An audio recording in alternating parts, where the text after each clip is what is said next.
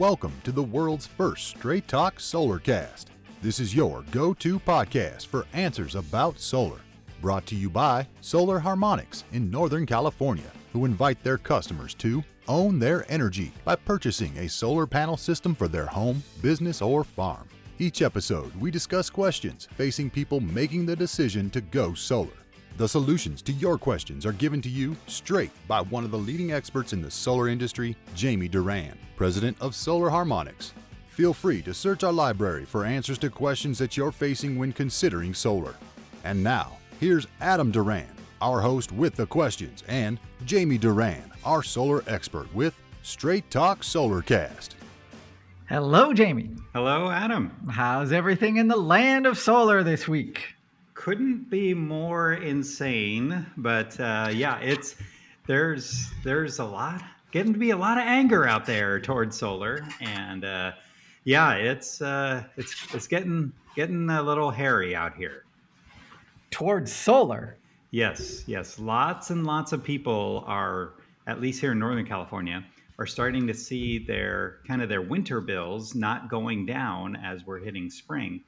And they're saying, what's going on here? And there's been lots and lots of price increases and lots of true-up bills that are getting higher and higher. And people saying, hey, I have solar. Why is my true-up bill going out of control? And it's kind of the remainder bill is getting increased. That's really the answer. And nighttime rates are going up as well. And so people are seeing really big bills. They're getting really confused and more confused and frustrated at the whole process. And on top of that, we're seeing more and more solar companies going out of business. And It's kind of the whole cascade effect of the net energy metering 3.0 is that it's 300,000 people that have solar in Northern California. And, most of these solar companies, especially not the big ones, but the medium-sized ones are really in big trouble because they have the most overhead, and they're in trouble, and they're kind of just shutting their doors and saying good luck to everybody, and that's not going over very well. And, wow, and so not good. Now, if we're directing everyone, go talk to your state assembly person, talk to your congressman, because this net energy metering thing is, we said, we've been jumping up and down for a couple of years now about it, that it would have a dramatic effect on people who have solar. Those people were pretty silent during the net energy metering hubbub. Yep. It was really just the solar industry jumping up and down, and the solar industry has a terrible reputation for solar leases and PACE loans and hero loans and super high dealer fees and really pushy salespeople, and then unscrupulous business practices. So the legislature was like, well, good, you guys kind of made your own bed, but that still leaves all these people with multi-$1,000, tens and tens of thousands of dollars of equipment, and if something goes wrong, the person who installed it is no longer around. And so we're doing our best at our company to help as many people as we can. But it's going to be a process for sure, and no one's liking the waiting. No, not one person, because if it's a sunny day, that solar panel system should be producing, and if it's not, oh boy, they're not being so nice to the people who are trying to help them. And so that makes it so it's all your fault, Jamie. Well, the people who are trying to help them kind of say, well, now we can really be picky about who we want to work with. And if somebody's yelling at us or cursing at us or screaming at us, and that's not the best way for us to put them at the top of the list. So, but we're doing our best. Most people are super nice, but we get a few that are very angry at the solar industry, and those are the ones that go, your state assemblyman, congressman, city council, all of them should have been jumping up and down when this net energy metering was happening. But no one really understood the impact. And now we're in the impact, and we're just in the beginning of the impact. So, wow. Is it going to get, it's going to get messy, very messy. And so So if you find yourself in that situation as a homeowner, so you notice on your monitoring or something, something's not working right, and you try and call the installer who put it in and the phone is disconnected, what's your next step? Well, let's back up a little bit Okay. because at the same time, when you said check your monitoring, most people who had solar that's even a couple years old had it installed with a cellular monitor. Okay. And the cellular signal relies on the cell company like T-Mobile or Sprint or T-Mobile now Hmm. because they bought everybody. But T-Mobile basically just took the 3G signal that all of these remote industries like car companies were relying on the 3G signal, and they just made it extinct really overnight. And not a lot of notice went out to the homeowners. So Hmm.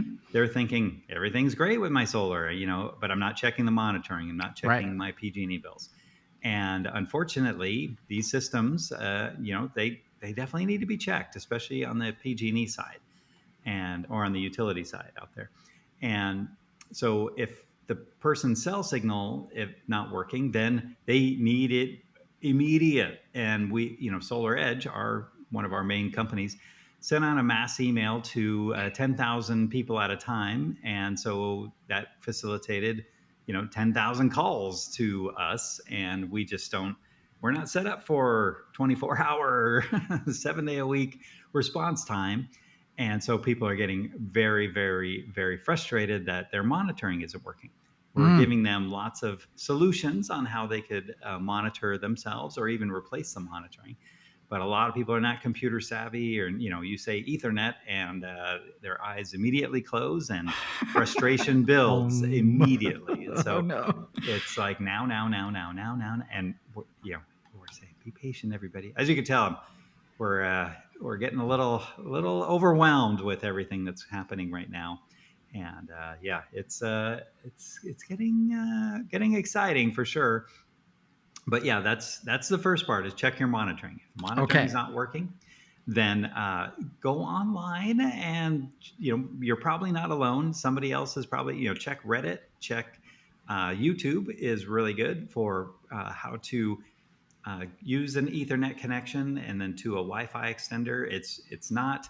It takes probably about 15 minutes and about $60 worth of equipment at the most to Hmm. get the system back on the internet, and it will save about $700 of a technician who has to drive out and hopefully get through your firewall, get all the things that go along with home networking. And many times people are not so excited to pay for that travel time or the site visit. They just say it's, he was successful or not successful. Well, you guys should pay for it. So, yeah, it's rough. The technician, he likes to get paid. He's not a volunteer. And so it's, just stepping outside, starting up the truck is quite an expense these days in California. So, oof. And so, but definitely check the PG&E bill. Okay. And then do a Google search immediately right now, just to see if your company is still in business. We're seeing that lots of companies are just shutting their doors and not saying anything. And that's not great. That's not great news for their customers to find out Mm. the hard way. And and a lot of them are still paying their loan payment or lease payment in addition to paying their full electricity bill, and that does not make people very happy. And so, we're we're struggling with all this, and like I said, it's really at the beginning, but kind of see if we can become a little bit more self-sufficient on these. And a lot of times, you can call the manufacturer; they can look at it, but they have to have this monitoring working. And if there's no monitoring, then you kind of have to look at it at the inverter level. And if you have something an end phase system, then it's even more difficult to look at it on without having the monitoring. But it's I'm not saying every system is broken. The majority of the systems out there are working really well. But if you all of a sudden, your electricity bill, it looks like it's way higher than it used to be, first check to see if the solar is working. Screaming at the solar person who installed it, who's no longer there, and then screaming at their competitor, probably not the best best way to get someone to help you out. But I'm sure you see that in your business too. Yeah, but so I've done all that, and now I realize my company's out of business. So but I need that work done. Should I be calling around to other ones? And if I do so, obviously I should expect them. They're not covered by my warranty, so I should expect to pay out of pocket, right? That is correct. So, they didn't install it, and so the equipment manufacturer will generally cover the equipment costs. So, if you need a new inverter, new optimizer, new microinverter, that's generally covered by the equipment manufacturer, but the installation part is not. And if you need new monitoring, that's not covered either. And if you need, a lot of the manufacturers are charging for this transfer. So, if your installer is out of business and you need to transfer it to a new installer who will be willing to take this on, which is very, very rare, or you want to transfer it to yourself so you have these administrative capabilities, a lot of the manufacturers are starting to charge for that as well. And because it takes time to do that too. And so this is just all a result of the net energy metering and the change that happened last April. And so we're just seeing it's a whole new world every day as a new challenge. Every day is new excitement. But I didn't even get to talk about what I want to talk about today. So next time. Next time we're gonna have to. I had some really good information too about someone who did solar, followed our recommendations exactly, and then the other person who bought a house that had a leased solar panel system on it, and is now in that same boat where the installer's gone, system's not working, but the payment continues. So lease payments, they'll never stop. Well, they'll stop after 20 years, but so anyway, I'd like to cover those two situations next week and next time. Okay. Thank you. Thanks, Jamie. We'll wrap it up there. If you have a question for Jamie for an upcoming episode, you know what to do. You can go to our Facebook page, Straight Talk Solarcast, send us a message through there, and Jamie will be sure to get to it on an upcoming episode. If you'd like to visit a library of our past episodes, go to solarharmonics.com, click on the podcast link at the top of the page, and you'll be taken to that library. A cornucopia of information. We've been doing these podcasts for about, 5, 6, 7 years, it seems like. Maybe longer.